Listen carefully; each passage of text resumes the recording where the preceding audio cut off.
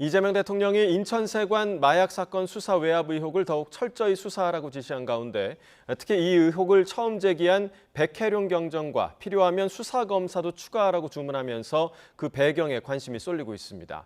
또 캄보디아에서 한국인 대학생이 고문 후 사망한 사건과 관련한 여야의 공방은 오늘도 계속됐습니다. 전국 이슈 김지호 더불어민주당 대변인, 손수조 국민의힘 미디어 대변인과 짚어보겠습니다. 어서 오십시오. 안녕하세요. 네. 자, 먼저 앞서 말씀드렸던 지금 동부지검에서 수사를 하고 있는 인천세관 마약 수사 외압 의혹과 관련한 이야기를 좀 해보겠습니다. 이재명 대통령이 오늘 이 부분에 대한 철저한 수사를 지시한 건데 일단은 이 사안이 어떤 사안인지에 대해서 궁금하신 분들도 있을 것 같아요. 좀 간단히 설명해 주시죠. 이 사항이 23년도에 윤석열 정부 시절에 말레이시아 마약 조직원들이 몸에다가 73kg 분량의 필로폰을 붙이고 대한민국 인천세관을 통과해서 그 마약 밀매를 하는 과정에서 경찰에 검거가 됐는데 수사 과정에서 물어보니까 이 마약 밀매범들이 본인들이 몸에다가 필로폰을 붙이고 왔다. 그리고 심지어 인천세관 직원들이 그 세관 검역대를 통과하는데 에스코트를 해줬다. 이런 충격적인 진술을 했기 때문에 이 부분 관련해서 백혜룡 경장이 여러 수사를 했는데 이 수사가 결국은 그 경찰 내 인사 윗선에 의해서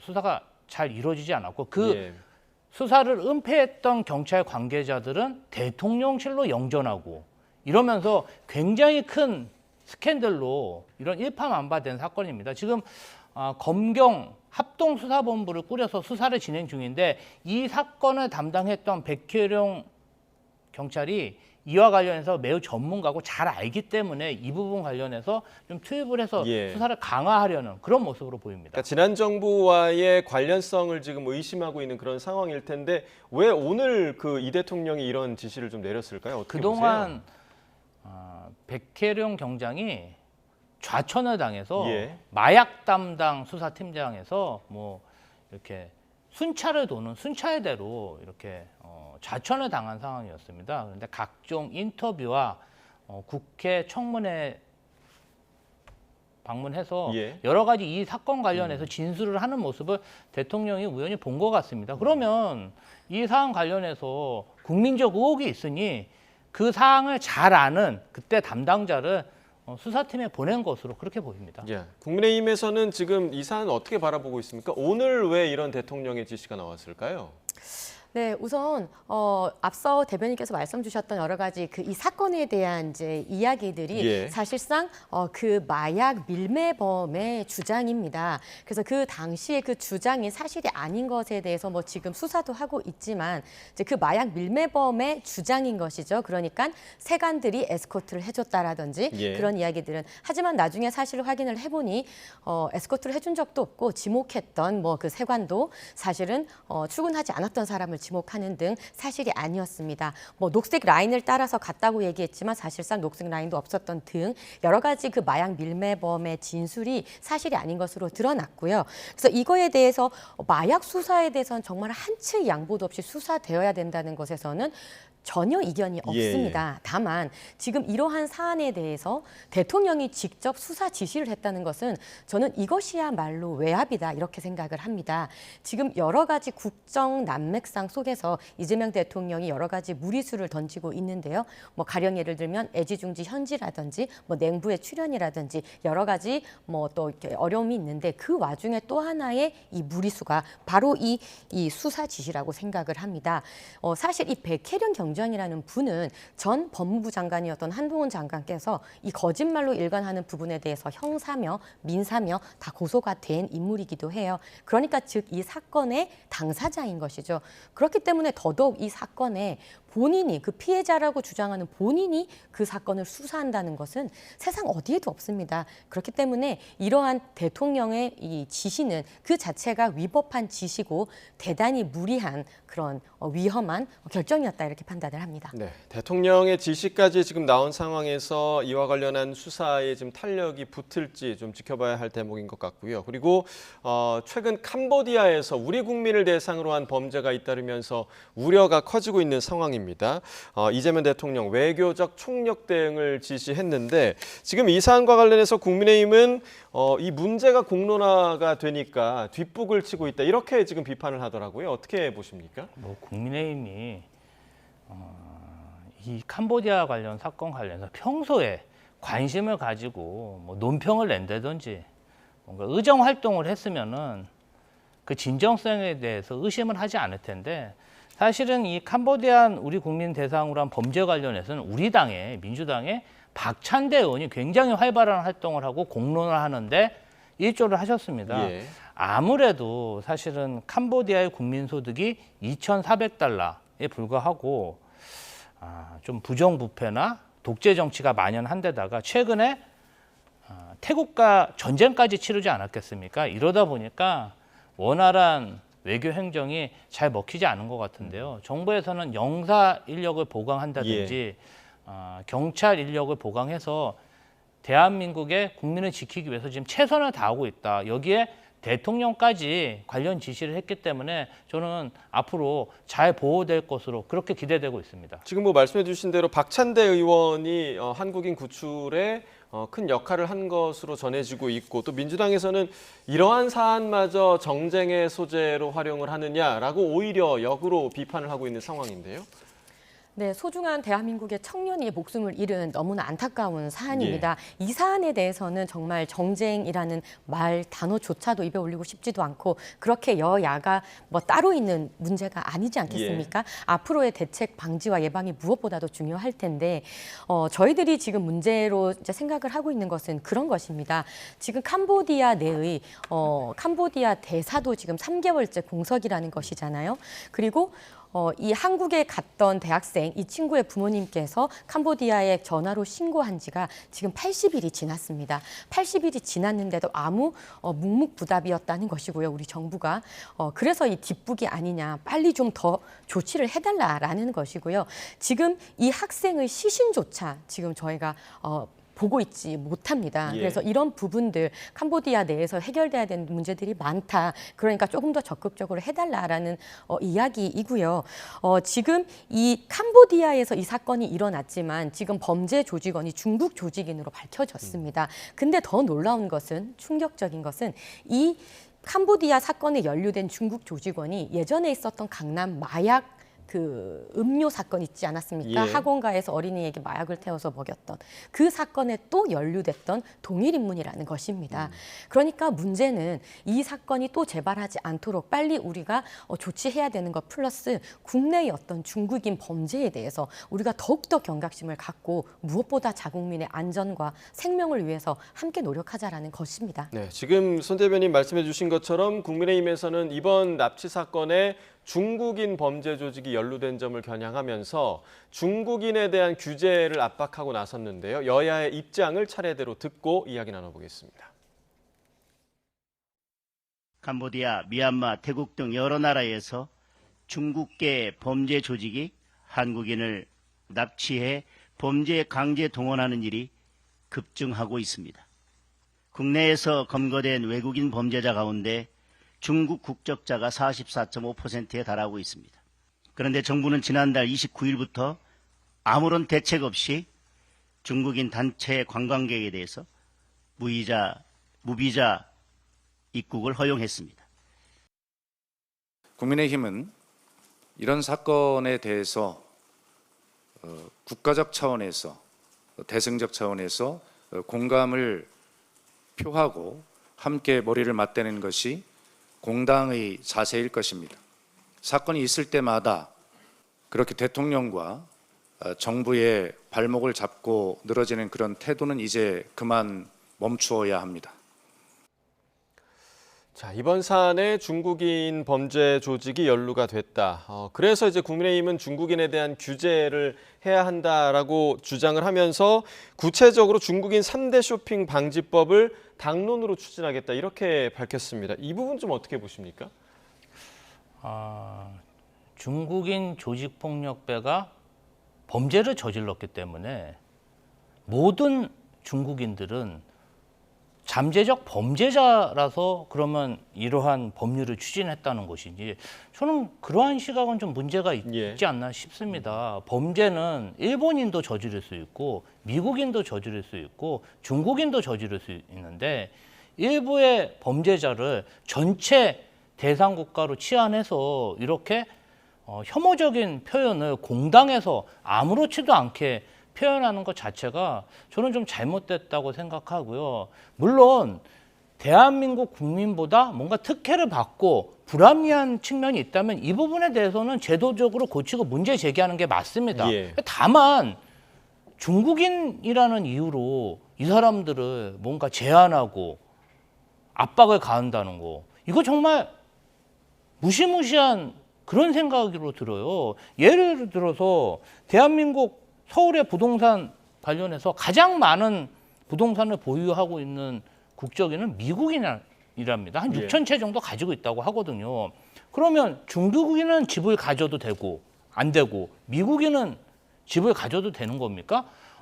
잠재적으로 특정 국가의 국민들을 범죄자 취급하는 것은 저는 온당치 않은 그런 시각으로 보이고 공당에서 어떻게 이런 논평과 주장을 할 수 있는지 참 의아합니다. 네, 그러니까 중국인들을 잠재적 범죄자 취급을 해서 지금 오히려 국민의힘이 혐중 정서를 자극하고 있다라는 민주당의 입장인데요. 예, 그 혐중 프레임에 대해서 저는 동의할 수가 없습니다. 지금 국민의힘에서 추진 중인 그 3대 법안의 그 핵심 내용은요. 첫 번째는 의료, 그리고 두 번째는 선거에 대한 부분, 그리고 세 번째는 부동산에 대한 부분입니다. 먼저 의료에 대해서는 여러분 건보 먹튀라는 말씀을 들어보셨을 겁니다. 중국 SNS에는 한국에 가면 어떻게 건강보험료 혜택을 받을 수 있는지 상세 안내도 나와 있다고 할 정도로 굉장히 이 중국인이 한국에서 건강보험 혜택만 보고 튀어버린 약간 건보 먹튀라는 말이 생길 정도로 문제가 심각하다라는 부분이 인지되어 있고요. 그리고 이제 선거 관련 부분에서도 외국인의 선거권을 준 것이 2006년 노무현 정권 때였는데 그때 약 6,400여 명이었던 외국인이 지금은 14만 명 정도 됩니다. 그러니까 총선이나 대선에서는 외국인이 투표하지 않지만 지방선거에서는 외국인이 투표가 가능한데요. 지금은 그 14만 명 중에 약 80%가 중국인이라고 합니다. 또 넘어가서 부동산 관련도 말씀을 드릴 수 있는데 아까 대변인님께서 미국이 가장 많이 가지고 있다고 했는데 그건 아마 아파트를 보시는 것 같은데요. 단독 주택이라든지 오피스텔이라든지 모든 부동산 전체를 보면요. 약 80%가 중국인 소유입니다. 그러니까 이렇듯 외국에서 돈을 빌려서 한국에서 주택을 매입하는 그러니까 이런 부분의 대출 역차별의 이제 일들이 대한민국에서 벌어지고 있기 때문에 우리는 혐중이 아니라 자국민 보호 그리고 자국민에 대한 안전과 이런 부분에 대해서 이야기를 하는 것입니다. 그래서 혐중이라는 것에 대해서 어떤 부분을 우려하는지 압니다. 하지만 민주당 역시 예전에 광우병 선동이라든지 후쿠시마 선동이라든지 이런 부분에 있어서 굉장히 또 반일, 반미 정서를 또 선동했던 이제 역사가 있지 않겠습니까? 그런 부분에 대해서 좀 돌이켜 보면서 이야기를 해주시면 감사하겠습니다. 네. 자, 이번에는 이제 내일부터 본격적으로 시작되는 국정감사 이야기를 좀 해보도록 하겠습니다. 이재명 정부의 첫 국정감사인데요. 지금 두 분이 보시기에 이번 국정감사에 관전 포인트가 있다면 어떤 포인트가 좀 있겠습니까? 저는 개인적으로 사실은 3대 특검이 잘 운영되면서 내란이라든지 윤석열 정부의 부정부패가 상당 부분 일소됐다고 생각합니다. 다만 지난 정권 3년 내내 검찰과 경찰의 직권남용과 사건 조작 이러한 것들은 인적 청산이라든지 수사가 제대로 이루어지고 있지 않다. 수원지검에서 증언 회유를 위한 그 연호회 술판티라는 이런 부분이라든지 예를 들면 정영학, 남욱, 엑셀 조작이라든지 아니면 검사 진술 조작이라든지 하다못해 이정석 검사의 그 처남 관련해 가지고 경찰에서 증거물을 훼손하고 없앤 그런 정황까지는 있는데 권력기관의 사건 은폐와 증거 조작, 증언 조작이 전혀 진상이 규명되고 있지 않다. 이 부분 관련해서 이번 국정감사에서 정부 여당에서는 좀 매섭게 지적을 해서 확실한 인적 청산이 필요하다고 생각합니다. 네. 자, 손 대변인께서는 어떤 부분 좀 주목해서 봐야 한다고 보십니까? 최근에 무고한 시민들께서 목숨을 잃는 안타까운 사건이 많이 있지 않았습니까? 무엇보다도 이 사건 사건 면면에 대한 국정감사가 가장 중요하다고 생각을 합니다.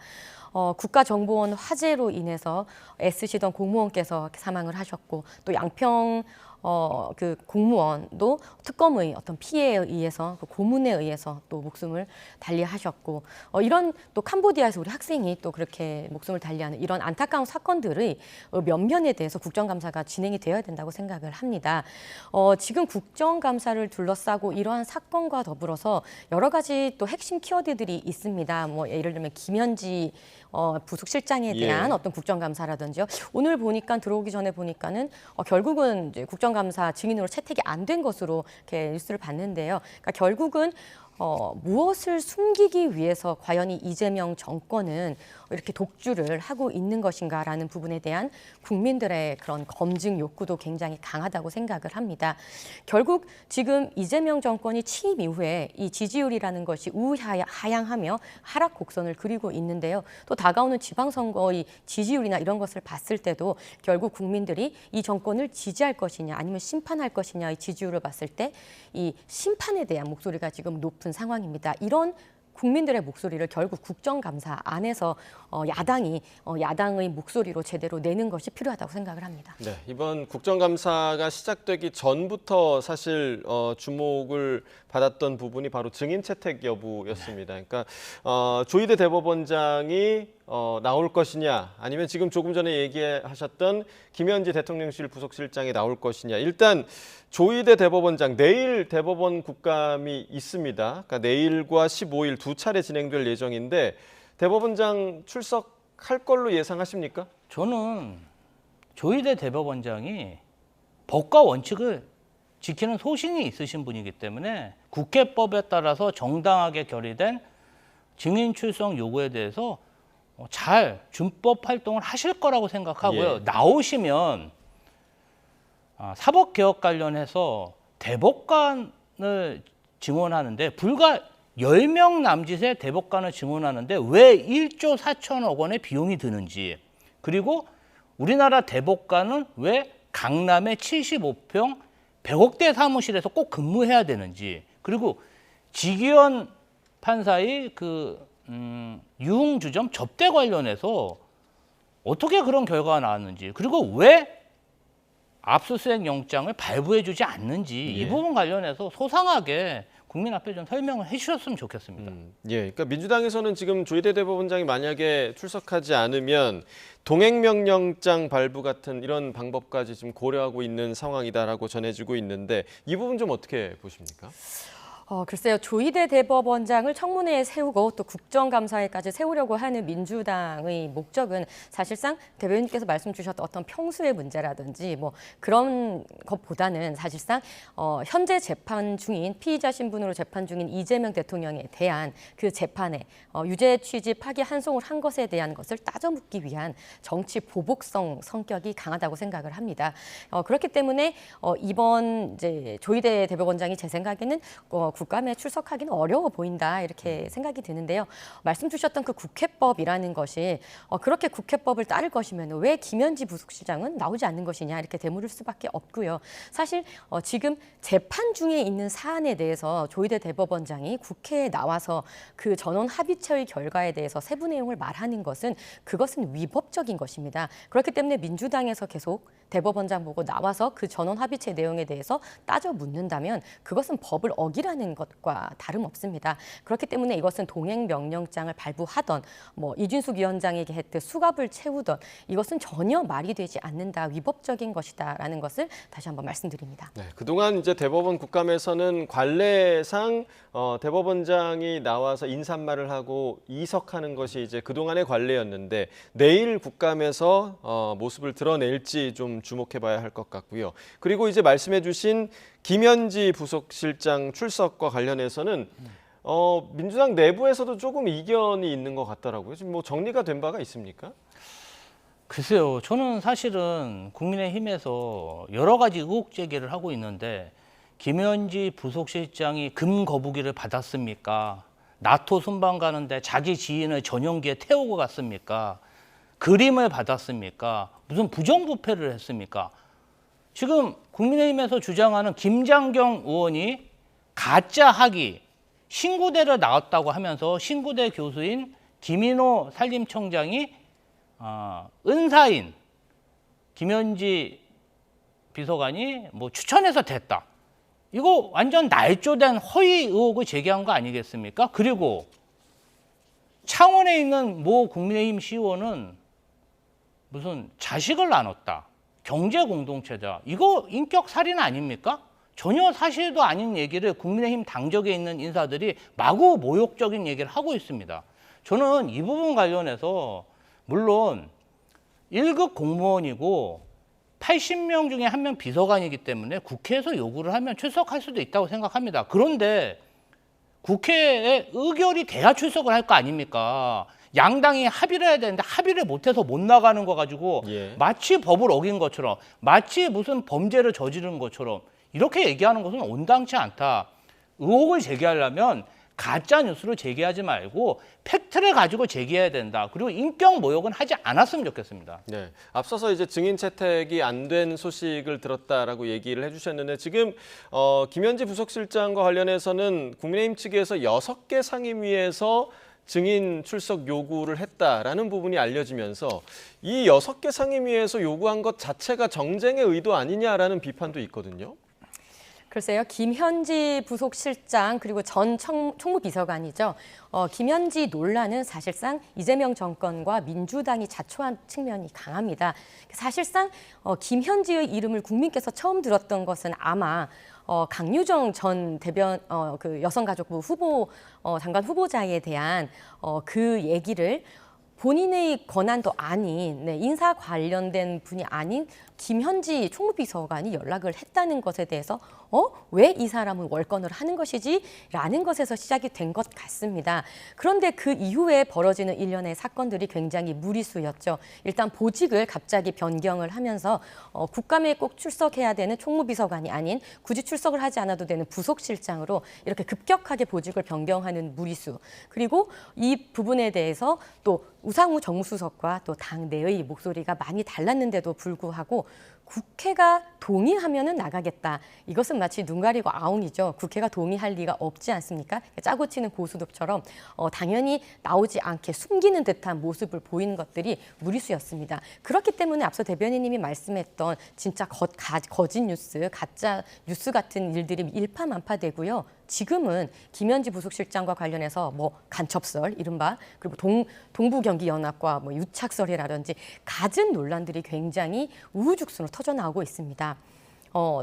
해답은 단 한 가지입니다. 직접 국감에 나와서 이 모든 가짜 뉴스를 다 털고 나가시면 됩니다. 네, 앞서 말씀해 주신 것 중에 좀 정정할 부분이 있어서 말씀드리면 여성가족부 장관 후보자는 강유정 후보자가 아니라 강선우 후보자였다는 점을 정정을 좀 해드리겠고요. 앞서 그 우상호 정무수석 이야기를 해주셨지만 우상호 정무수석은 100% 출석할 거다라고 이야기를 했던 부분이 있기 때문에 이 부분에서 대통령실과 지금 당과의 이견차가 좀 있는 거 아니냐. 그렇죠. 이런 의견은 좀 어떻게 보세요? 제가 봤을 때는 당에서는 국민의힘에서 굉장히 원하는 증인이기 때문에 예. 협상의 카드로 좀 보는 것 같고요. 대통령실에서는 큰 문제가 없기 때문에 출석시켜도 문제가 없다 이런 입장인 것 같습니다. 제 개인적인 생각으로는 이제 부속실장이 됐기 때문에 다음번 국정감사에서는 국회에서 좀 채택하기가 어렵습니다. 관례상. 예. 그렇기 때문에 이번이 사실상 김현지 부속실장이 국회에 와서 본인과 관련된 내용에 대해서 마지막으로 이야기할 그 기회거든요.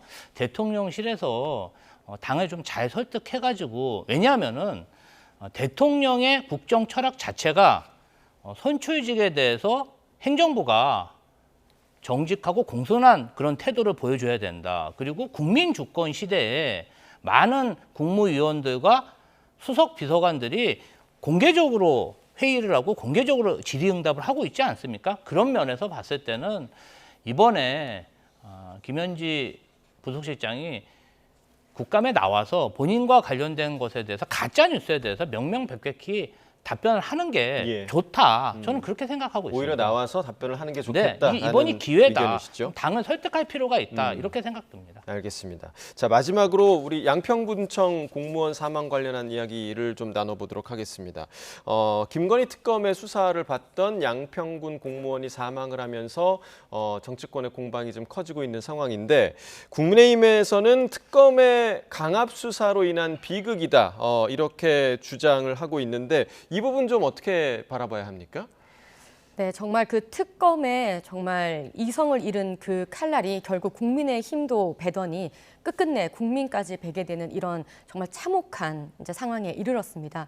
더욱더 놀라운 것은요, 지금 민주당에서 이 이제 고인의 메모에 대해서 이 메모가 거짓이다 이렇게까지 이야기를 하고 있는데 굉장히 고인에 대한 2차 가해다 이렇게 생각을 합니다. 지금 특검에 대해서 이 특검을 특검해야 되는 것 아니냐라는 목소리가 나올 만큼 이 특검의 정말 이 강압적인 행동, 회유, 압박 이런 부분에 대해서 반드시 이 수사관들을 국정감사에 세우면서까지도 그 내부의 이야기들을 우리는 반드시 밝혀야 된다고 생각을 합니다. 지금 이 보여지고 있는 메모에 나오는 이야기들이 정말 참혹합니다. 사실을 이야기해도 거짓이라고 이야기하고 다 짜놓은 그런 글귀에다가 무조건 도장을 찍으라고 했다라는 이 절절한 이야기들이 이 메모 속에 있는데요. 지금 특검은 이 고인의 유서, 20장 유서도 보여주지 않고 어떤 내용도 공유하고 있지 않다고 합니다. 심지어 부검도 처음에는 유족들이 원치 않았다고 하는데요. 이렇게 강압적인 일련의 이제 사건들이 일어나고 있는 것에 대해서 국민의힘은 정말 이 상가 고인의 명복을 빌면서 이 죽음이 정말 억울한 죽음이 되지 않도록 그리고 더 무고한 시민에게 또 이러한 일이 발생하지 않도록 특검 이제 방지법, 그러니까 무리한 폭력 특검 방지법을 발의하는 등 여러 가지 시스템이면 시스템 그리고 또 정치적인 문제를 풀어야 될 부분은 또 풀어가면서 해결을 하고자 합니다. 네, 지금 조금 전까지 보셨던 그 자필 메모, 유서와 관련한 필적 감정을 진행한다. 이 부분은 어떤 의미를 담고 있는 건가요? 여러 가지 뭐 의혹 제기가 있다 보니까 이걸 확실히 하기 위해서 특검에서 추진하는 것 같은데 예. 이 부분 관련해서는 제가 수사적인 부분이기 때문에 예. 배경은 잘 모르겠습니다. 다만 어쨌든 공직에 평생 임했던 분이 돌아가셨기 때문에 민주당 입장에서는 굉장히 안타깝고 예. 명복을 빕니다. 다만 특검 입장은 CCTV나 객관적인 사실 이런 것들을 확인하는 것에 불과했고 철야 조사도 없었고 한 번 조사 이후에 추가적인 조사 계획도 없었다고 합니다. 아까 뭐 손수저 대변인이 고문이라는 표현을 썼는데 그것은 아마 뭐 제가 듣기로는 다른 사건에 대해서 쓰신 걸로 저는 생각합니다. 특검이 강압적으로 뭘 했다는 것인지 검찰, 경찰 수사를 받아보면 아시겠지만 CCTV로 거의 다 찍고 있고요. 내용에 대해서 내가 동의하기 싫으면은 도장을 안 찍으면 됩니다. 예. 윤석열 대통령이나 윤석열 대통령 지금 검찰 조사 나가고 있습니까? 특검 조사 나가고 있습니까? 그냥 나가기 싫다고 그냥 옷 벗고 들어넣어서 안 나가고 있는 거 아니겠습니까? 저희는 특검이 무슨 고문을 했다든지 별건으로 수사를 했다든지 아니면은 뭐 다른 건으로 괴롭혔다든지 증언 뭐 연어회 술 뭐 파티 뭐 이런 걸 했다든지 이런 정황이 나와야지 그냥 밑도 끝도 없이 강압 수사를 했다? 그것은 지금 특검 수사에 부담을 느끼는 그런 범죄 혐의자들의 입장을 국민의힘이 대변을 하고 있다 이렇게 보고요. 왜 국민의힘이 범죄 혐의자를 대변합니까? 그 사람들과 국민의힘은 엄연히 다른 객체인데 이해할 수가 없습니다. 편들 걸 편들고 정말 옹호할 걸 옹호해야 되는데 범죄에 대해서 어떻게 저렇게 옹호를 하는지 알 수가 없습니다. 예, 어찌됐든 지금 그 수사를 받던 공무원이 사망한 사안인데 그렇게 된다면 앞으로 이 그 양평고속도로 종점 변경 관련 특검의 수사 동력에 좀 영향이 있지 않을까라는 생각에는 좀 어떻게 보십니까? 여러 가지 사항상 지금 윤석열 정부 인수위에서부터 양평고속도로 계획 이전을 진행했다는 게 지금 거의 다 나오지 않았습니까? 상당한 팩트와 증거가 나왔기 때문에 제가 봤을 때는 별 영향은 없을 것으로 그렇게 보입니다. 네, 손 대변인께서는 좀 어떻게 보십니까? 네, 앞서 대변인님께서 그 양평 공무원에 대해서 범죄자다. 왜 국민의힘이 범죄자의 편을 드느냐 하는 부분은 그 양평 발언은 공무원을 범죄자라고 얘기하지 않았습니다. 네, 그 관련된 아니기를 분이라고, 바랍니다. 관련된 예. 분을 그리고 아마 얘기한 그 거죠. 메모를 한 번이라도 읽어보셨다면은 글쎄요, 그렇게 말씀하기가 어려울 것 같은데, 네, 일단 저는 그렇게 생각을 합니다. 어쨌든 지금 특검의 입장이라는 것도 있는 것 압니다. 그런 것을 조금 더 국민들께 그 진실을 밝히기 위해서는 그 조사실에 있었던 CCTV라든지 어떤 이렇게 실질적인 진실에 가까운 것들을 많이 밝히면서 드러내면서 국민들께 설득을 또 할 수 있다고 생각을 하거든요. 그래서 뭐 조사실에 있었던 CCTV 내용이라든지 조사 내용들을 밝히거나 하면 좋을 것 같고, 지금 나오는 이야기들은 사실 이번 지금 특검이 이 국토교통부에 있었던 여성 사무원의 사무조리원까지 압수수색을 하고 있다고 합니다. 그러니까 그만큼 굉장히 이 압박적인 수사를 하고 있다라는 부분을 저는 말씀을 드리고 싶고요. 이 유서에 나와 있는 이 구구절절한 이야기들이 그 강압과 그 회유를 증명하고 있습니다. 그래서 돌아가셨지만 이 돌아가신 공무원분, 결국 국가를 위해 일하신 분이잖아요. 그 공무원분의 이 유서를, 이 이야기들을 우리가 그렇게 폄훼할 수는 없다고 생각을 합니다. 네, 알겠습니다. 오늘 두 분 말씀 여기까지 듣겠습니다. 전국 이슈 김지호 더불어민주당 대변인, 손수조 국민의힘 미디어 대변인과 이야기 나눠봤습니다. 두 분 말씀 고맙습니다. 감사합니다.